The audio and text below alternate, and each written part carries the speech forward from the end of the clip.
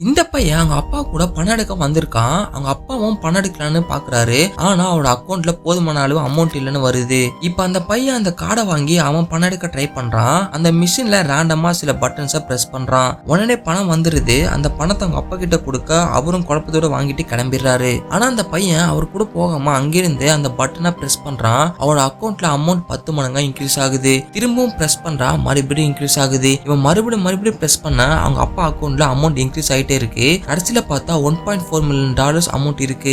ஐ checkup பண்றதுக்காக doctor கிட்ட கூட்டிட்டு போய் விஷன் போர்டை படிக்க சொன்னா இவன் ஒரே கிளாஸ்ல அதுல இருக்கிற எல்லா லெட்டர்ஸும் ஒப்பிக்க ஆரம்பிச்சிடறான். சொல்ல போனா அந்த போர்டுல இருக்க கடைசி லைன் கூட தெளிவா பார்க்காம இவனால சொல்ல முடியுது. அது மட்டும் இல்லாம 2 நிமிஷத்துல பேனா வாசிது அப்படின்னு கத்துக்கிட்டு அவங்க அம்மா கிட்ட அழகா வாசிச்சு காட்டுறான். இவரோட ஐக்யூ லெவல செக் பண்ணி பார்த்ததுல இவனோட ஐக்யூ லெவல் 200க்கு மேல இருக்குன்னு சொல்லிட்டு டாக்டரே ஷாக் ஆயிராரு.